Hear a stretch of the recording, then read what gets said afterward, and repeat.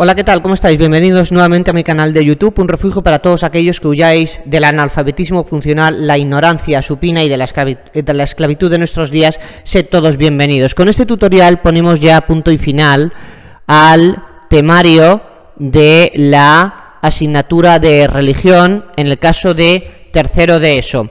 El tema 7, misionología. La misionología es la principal tarea de la Iglesia Católica. Estamos viendo tema 7, tercero de ESO, tercera evaluación, último tema, misionología. Evangelizar es la principal tarea de la Iglesia Católica, desde que empezó a moverse en el Imperio Romano hace casi 2000 años hasta la actualidad, teniendo en cuenta que la Iglesia, aparte de la evangelización, que es su tarea principal, ha desarrollado otras funciones de vital importancia, como cuando cayó el Imperio Romano Occidental, desde lo que es hoy Grecia hasta lo que es hoy Portugal.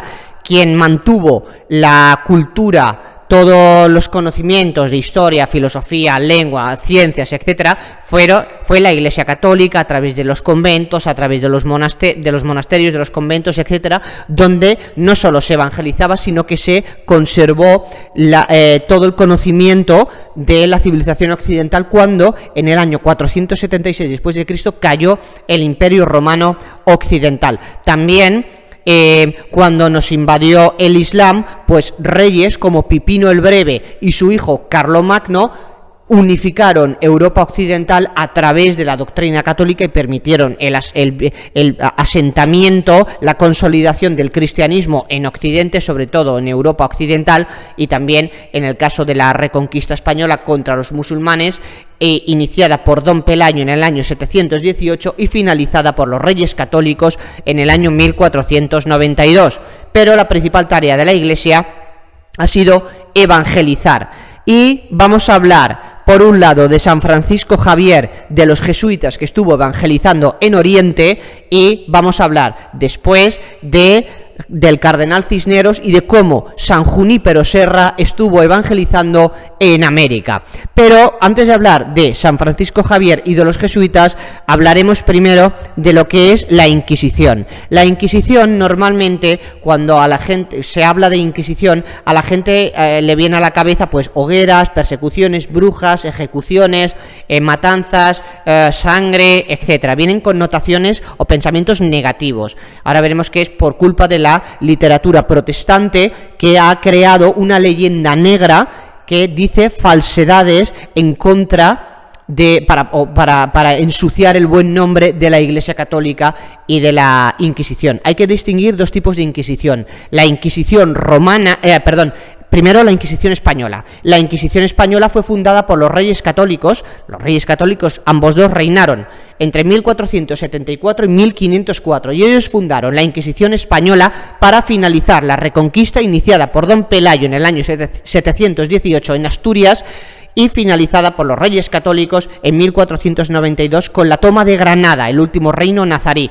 Entonces, entre 1474 y 1504, los Reyes Católicos, Isabel de Castilla y Fernando de Aragón, fundaron la Inquisición española para finalizar la reconquista. La Inquisición española desapareció durante el establecimiento del Estado liberal, que el liberalismo está condenado por la Iglesia, en lo que se conoce como el periodo liberal o constitucional, entre el trienio liberal o constitucional entre 1820 y 1823. Durante ese trienio liberal o constitucional 1820-1823, el Estado destruyó la Inquisición española y desamortizó muchos bienes de la Iglesia, o sea, expropió pues monasterios, bibliotecas, conventos, etcétera. Y después tenemos la Inquisición romana, que fue fundada por el Papa Pablo III en el año 1541. Pablo III es muy importante, este Papa, porque fijaos, en el año 1540 reconoció a la Compañía de Jesús, a los jesuitas de San Ignacio de Loyola y de San Francisco Javier, en 1541. En 1540, la Compañía de Jesús. En el año 1541, Pablo III fundó la Inquisición romana, y veremos también como Pablo III fue el papa que inició el Concilio de Trento en 1545 y que duró hasta 1563. Por tanto, Pablo III, este papa, en 1540 reconoció la Compañía de Jesús, en 1541 fundó la Inquisición romana y en 1545 convocó e inició el Concilio de Trento. Y ahora después veremos como en 1537, ¿de acuerdo? Hemos dicho 1540... reconoce a la Compañía de Jesús, 1541 funda la Inquisición romana, 1545 convoca y empieza el Concilio de Trento, que duró hasta 1563, pero anteriormente a todo esto, en 1537, el mismo Papa Pablo III publicó una bula muy importante, Sublimis Deus, que hablaremos de ella, ¿de acuerdo? Pero el Papa Pablo III, años antes de reconocer a la Compañía de Jesús, años antes de fundar la Inquisición romana, años antes del Concilio de Trento, en 1537, hablaremos de la bula Sublimis Deus, también del Papa Pablo III, que fue muy importante para la evangelización de América, ¿de acuerdo? Ya lo anuncio. Bien, la Inquisición romana a día de hoy todavía existe, se le llama Dicasterio de la Sagrada Congregación para la Doctrina de la Fe y su objetivo es velar por la pureza de la doctrina. Su santidad, el Papa Benedicto XVI, que falleció en diciembre del 2022, que en paz descanse, fue el prefecto, el ministro de este dicasterio de la Sagrada Congregación para la Doctrina de la Fe, antigua Inquisición, desde los años 80 hasta que fue elegido Papa en el año 2005. Si yo, por ejemplo, como teólogo, escribiera un libro que fuera en contra de la doctrina católica, si dijera Jesucristo no es Dios, o la Virgen María no es la Madre de Dios, o no existe la Santísima Trinidad, o Jesucristo no resucitó, la Sagrada Congregación para la Doctrina de la Fe, antigua Inquisición, tiene el poder suficiente como para hacerme rectificar o expulsarme de la Iglesia e impedir que yo ya no pueda ejercer como maestro, como profesor de religión, ni en colegios, ni en institutos, ni en universidades católicas, ¿de acuerdo? Por tanto, la Inquisición está para esto, para velar por la pureza de la doctrina católica. Pero existe una leyenda negra, pues a consecuencia de los protestantes, del conflicto católico-protestante que vimos en el tema 5, en la primera parte, etcétera, crearon una leyenda negra contra la Inquisición romana, pero realmente la Inquisición romana, pues la mayoría de los procesos, pues no acabaron en ejecución. ¿De acuerdo? La mayoría de los procesos acabaron en absolución y de hecho la Inquisición romana fueron los primeros tribunales de justicia. Si actualmente tenemos un derecho a un juicio justo, pues es gracias a la Inquisición española y a la Inquisición romana, ¿de acuerdo? Por tanto, existe una leyenda negra creada por la literatura protestante, pero en realidad la mayoría de los juicios de la Inquisición acabaron en absolución. Y si tenemos a día de hoy derecho a un juicio justo, pues es gracias a esto, gracias a la Inquisición, tanto a la española como a la romana. Pero vemos ahora San Francisco Javier, ¿de acuerdo? Pues nace en el castillo de Javier, en Navarra, en España, en 1506, y bueno, pues luego marcha a París en 1525, para estudiar la carrera de teología en la Universidad de la Sorbona, en París, conoce a San Ignacio de Loyola, y los dos fundan la Compañía de Jesús, y después San Francisco Javier estuvo evangelizando por la India, por China, por Ceilán, y fue el primer europeo que llegó al Japón, y murió en las costas de China en 1552, ¿de acuerdo? Entonces, y ya en el año 1904, San Pío X lo nombra patrón o patrono de las misiones, y él estuvo evangelizando, pues, en Oriente, ¿de acuerdo? Y, de hecho, fue el primer europeo que llegó al Japón, ¿de acuerdo? Y allí los budistas japoneses cometieron genocidio tanto contra los jesuitas como contra los católicos, los japoneses que se hicieron católicos. Luego hablamos de Filipinas, que fue descubierta por Fernando de Magallanes y Juan Sebastián Elcano en 1521, cuando en tiempos de Carlos I de España y V de Alemania, España buscaba una ruta a las Islas de las Especias se encontraron en 1521 con el archipiélago de Filipinas. Magallanes y Elcano dieron la primera vuelta al mundo de 1519 a 1522. Magallanes murió en Manila, murió en Filipinas, y Elcano, Juan Sebastián Elcano, terminó la primera vuelta al mundo en el año 1522. Entonces, si hay millones de católicos en en Filipinas, pues es gracias a Magallanes Elcano y a los misioneros que estuvieron allí en Filipinas entre 1521 y 1898, y se llama Filipinas pues que en honor al príncipe heredero que era Felipe, que en ese momento, que después sería conocido como Felipe II. Entonces, nosotros estuvimos allí hasta 1898, y en 1898 los filipinos y los estadounidenses se juntaron para echarnos de allí, y luego los filipinos se enzarzaron en una guerra contra los Estados Unidos. Y en la Segunda Guerra Mundial, de 1939 a 1945, Estados Unidos, la aviación alemana, cometió genocidio contra la población filipina hispanohablante, bombardeando muchos lugares, especialmente Manila. Pero hay que tener en cuenta que la doctrina católica se mantiene allí, los millones de católicos, pues gracias a los esfuerzos de los misioneros de allí, y gracias a España, pues Filipinas, por primera vez en su historia, el archipiélago consiguió estar unido, pero se conserva la lengua española, los millones de católicos, las misiones, las ciudades, todos los pueblos fundados, y también, pues obviamente, los apellidos, los nombres, etcétera, ¿de acuerdo? Y ahora pasamos al Cardenal Cisneros y a San Junípero Serra. Bueno, pues antes de entrar con el Cardenal Cisneros y San Junípero Serra, que tienen que ver con la evangelización de América, simplemente pues doy unos datos más de San Francisco Javier, ¿vale?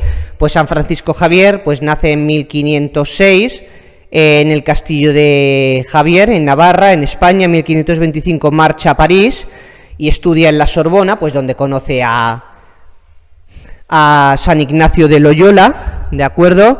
Después, el 15 de agosto de 1534, hace los votos de Montmer con Ignacio y otros 5 compañeros.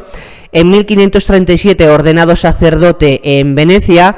En 1540, destinado a las Indias. En 1541, el mismo día de su 35º cumpleaños, sale de Lisboa. En 1542 llega a Goa, y desde allí durante unos 7 años evangeliza buena parte del sur de la India, Ceilán, Malaca, etc. En 1549 llega a Kagoshima, en Japón. En 1551 regresa a la India y hace nuevos proyectos. En 1552, el 3 de diciembre de 1552, muere en la isla de Sanchón, frente a las costas de China. El 12 de marzo de 1622 es canonizado junto a San Ignacio, Santa Teresa, San Isidro Labrador y San Felipe Neri por el Papa Gregorio XV, y en 1904 San Pío X lo nombra patrono de las misiones, ¿de acuerdo? Y ya entramos, hemos hablado de Filipinas, y ahora pues ya hablamos del Cardenal Cisneros y de San Junípero Serra, o la evangelización del continente americano, ¿de acuerdo? Entonces, antes de hablar de San Junípero Serra, vamos a hablar del Cardenal Cisneros. Vivió entre 1436 y 1517. Cardenal Cisneros, 1436-1517. Fue cardenal arzobispo de Toledo, inquisidor, fue el confesor personal de la reina Isabel la Católica, fue el que planeó la evangelización de América, y también planeó la evangelización de América, ¿de acuerdo? Y también es el fundador de la Universidad de Alcalá, ¿vale? Los romanos fueron los que fundaron la Universidad de Alcalá, ¿vale? Quiero que se vea ahora la importancia a nivel cultural y a nivel misionero del Cardenal Cisneros, antes de entrar con el tema de San Junípero Serra. Cisneros, 1436-1517, fue cardenal arzobispo de Toledo, inquisidor, el confesor personal de la reina Isabel la Católica, el que planeó la evangelización de América y el fundador de la Universidad de Alcalá. Los romanos fundaron Alcalá y ellos la llamaron Complutum. Complutum es Alcalá. Entonces, el Cardenal Cisneros fundó en Complutum, actual Alcalá, la Universidad de Complutum, ¿de acuerdo? Fundó la Universidad de Complutum. Después, durante el reinado de Isabel II, entre 1833 y 1868, el Estado liberal, el gobierno liberal, trasladó la Universidad de Complutum en Alcalá a Madrid capital y pasó a llamarse Universidad Central. En 1970, la Universidad Central pasó a llamarse Universidad Complutense de Madrid. Tiempo después, en Alcalá, se abrió una extensión de la Universidad Complutense de Madrid y esa extensión en Alcalá se abrió en las mismas instalaciones en las que Cisneros fundó la Universidad de Complutum, y con el paso del tiempo la extensión de la Universidad Complutense de Madrid en Alcalá llegó a convertirse en la actual Universidad de Alcalá. Por tanto, a Cisneros le debemos tanto la Universidad de Alcalá como la Universidad Complutense de Madrid. También le debemos varias cosas más. Aparte de la evangelización de América, que él la planeó a nivel teórico, también le debemos el hecho de llevar el apellido especialmente de nuestro padre, porque en ese momento administrativamente era un lío, porque unos mismos hermanos tenían distintos apellidos, entonces administrativamente era muy complejo. Entonces, porque los apellidos pues vienen o de la procedencia, de donde viene una persona, o de la profesión, o de algún apodo, de algún mote, etcétera. Entonces, imaginaos varios hermanos que tuvieran distintos apellidos. Entonces Cisneros dijo, esto es un lío administrativamente hablando, entonces que los hijos, los hermanos, lleven el apellido especialmente del padre, porque administrativamente es más fácil de hacer, de ordenar todo. También Cisneros recuperó el rito mozárabe o rito hispano, que es la misa española, que solo se da en España, el rito hispano o el rito mozárabe, que se estableció en el siglo VI en el reino visigodo, en lo que es hoy España y Portugal, siglo VI, reino visigodo, y que estuvo vigente hasta el siglo XI. Siglo VI, reino visigodo, hasta el siglo XI, rito hispano o rito mozárabe, que es la misa en España, que solo se hace en España, y que en tiempos de Cisneros cada parroquia hacía su propia misa. Entonces dijo, pues esto también es un lío a nivel pastoral. Entonces, ¿qué hizo? Pues hizo un misal romano unificando todos los ritos y recuperó el rito hispano, que fue del siglo VI al reino visigodo hasta el siglo XI, y él hizo un misal romano y recuperó el rito hispano o el rito hispano-mozárabe o mozárabe para que todas las parroquias hicieran la misma misa. Por tanto, recuperó el rito hispano o el rito mozárabe, que fue establecido en el reino visigodo en el siglo VI y estuvo hasta el siglo XI. También a Cisneros le debemos la Biblia políglota complutense, que es lo que tengo aquí. La Biblia políglota es de varios idiomas, entonces está compuesta por 6 volúmenes. Los 4 primeros volúmenes son el Antiguo Testamento y hay 3 columnas. En cada hoja, el Antiguo Testamento está escrito en 3 idiomas. En la columna más a la izquierda está en hebreo.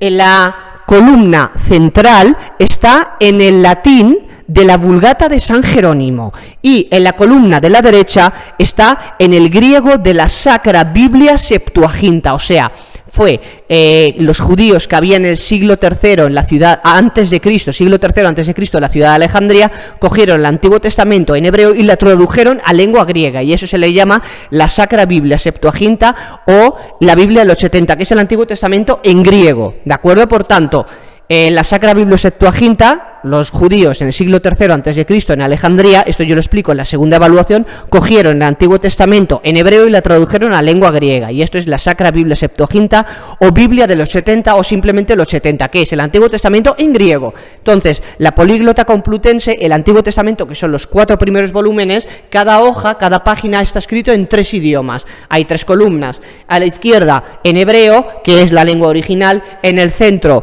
en latín, en la Vulgata de San Jerónimo, y a la derecha en griego de la Biblia de los 70. El 5.º volumen es el Nuevo Testamento escrito en 2 idiomas, en griego, que es el original, y en la Vulgata de San Jerónimo, en latín, en griego y en latín. Y el 6.º volumen es un vocabulario es un léxico, ¿de acuerdo? Para explicar pues una serie de conceptos. Es un vocabulario o un diccionario de la Políglota Complutense. Son 6 volúmenes, los 4 primeros volúmenes son el Antiguo Testamento, el quinto volumen, el Nuevo Testamento, los 4 primeros volúmenes, el Antiguo Testamento, el quinto volumen, el Nuevo Testamento, y el sexto volumen es un diccionario o vocabulario. Y ahora sí que vamos a hablar ya de la evangelización de América, que aquí obviamente también recuperamos al cardenal Cisneros. El cardenal Cisneros fue el que planeó a nivel teórico la evangelización de América. Fijaos la importancia de Cisneros, o sea, cardenal, arzobispo de Toledo, inquisidor, confesor de la reina Isabel la Católica,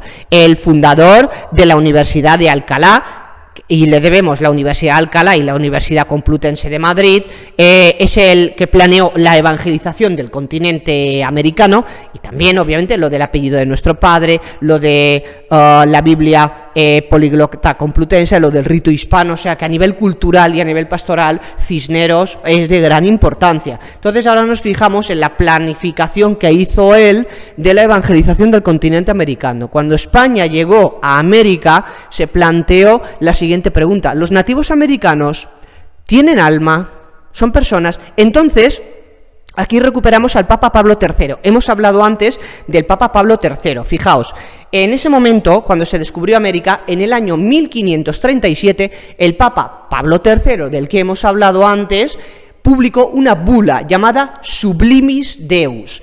Con la bula Sublimis Deus, el Papa Pablo III decía que se prohibía a los españoles esclavizar a los nativos americanos, y que los nativos americanos eran sujetos de evangelización, ¿de acuerdo? Por tanto, fijaos, el Papa Pablo III, lo importante que fue. En 1537 publicó la bula Sublimis Deus, a partir de la cual prohibía a los españoles esclavizar a los nativos americanos, y decía que los nativos americanos deben ser sujetos de evangelización, o sea, prohibir la esclavitud y fomentar la evangelización. Bula Sublimis Deus, Papa Pablo III, 1537. Y hemos visto que después también grandes aportaciones de este mismo Papa. Pablo III en 1540 reconoció a la Compañía de Jesús de San Ignacio de Loyola y de San Francisco Javier.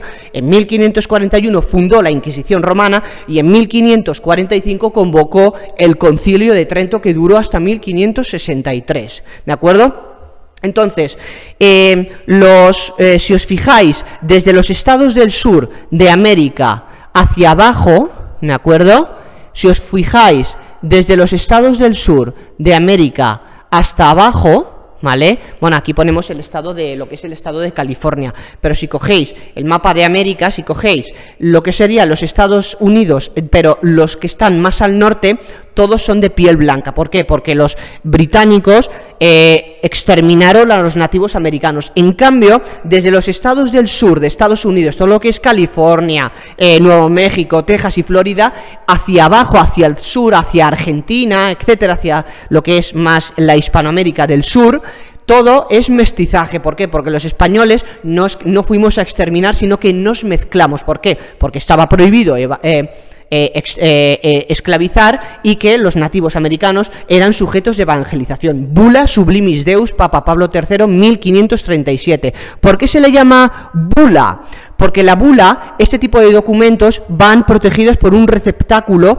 Bula, bola, bula en latín, bola en castellano. Entonces, este tipo de documentos, como Sublimis Deus 1537, están protegidos por una esfera, en latín bula, en castellano bola, y se le llama bula pues por esto, por el receptáculo. Entonces, los nativos americanos huían de los campamentos británicos porque allí los esclavizaban, e iban a los campamentos de los españoles porque allí los nativos americanos tenían los mismos derechos. Y de hecho los españoles, los misioneros españoles, iban a la universidad, esto es México, iban a la Universidad de Monterrey, que es de las más antiguas del continente americano, y ahí aprendían las lenguas precolombinas. Ellos no evangelizaban en castellano, no pretendían españolizar o castellanizar, sino que lo que hacían era aprender el quechua, el aymara, etcétera, las lenguas precolombinas, las nativas americanas, y ellos evangelizaban en lenguas precolombinas. Y después los nativos americanos, como veían que los españoles, los misioneros españoles, iban con buenas intenciones,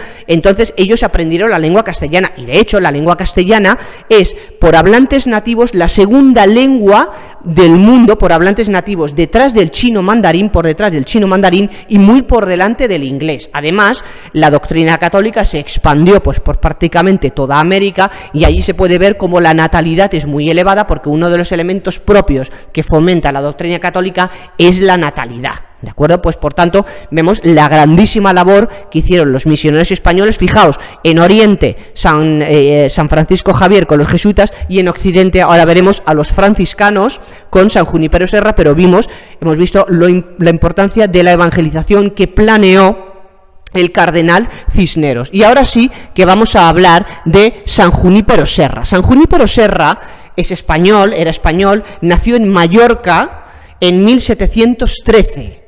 Y murió en el año 1784, 1713 en Petra, que es un pueblecito que hay en Mallorca, y murió en California en el año 1784, y está enterrado en un municipio llamado Carmel by the Sea.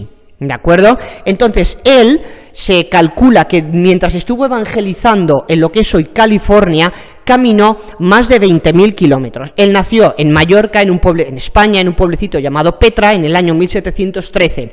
Él era doctor en filosofía y en teología y daba clases en la Universidad de Mallorca, pero él siempre había querido ser misionero, y él abandonó la comodidad de la Universidad de Mallorca y su cátedra de filosofía y teología, y se fue a evangelizar a América, y de hecho él es el fundador del estado de California, que es de los 50 estados de los Estados Unidos, es el más poblado, y él fundó misiones, y a partir de esas misiones han surgido las ciudades: Sacramento, Los Ángeles, San Francisco, San José, San Diego y California. ¿Por qué California? Porque San Junípero y los otros misioneros eran aficionados a la obra literaria El Amadís de Gaula, y el Amadís de Gaula tiene un personaje llamado Californio, pues de California, ¿de acuerdo? De hecho, San Junípero está en el Capitolio, donde están los padres fundadores de los Estados Unidos, está obviamente San Junípero, que en España es un gran desconocido. Mallorca, España, Petra, pueblecito, 1713, y murió en California en el año 1784, y está enterrado en el municipio de Carmel by the Sea, que Clint Eastwood, el actor, director, tal, fue alcalde de Carmel by the Sea. Entonces, él murió en 1784, nació en Mallorca, España, en Petra, en el pueblecito de Petra, en 1713, murió en California en el año 1784. Él era franciscano, doctor en filosofía y teología, profesor en la Universidad de Mallorca, pero él fundó el estado de California, que es el estado más poblado de los 50 estados, y obviamente, pues él fundó las ciudades que tenemos a día de hoy en California: Sacramento, que es la capital, Los Ángeles, San Francisco, San Diego, San José, etcétera, ¿de acuerdo?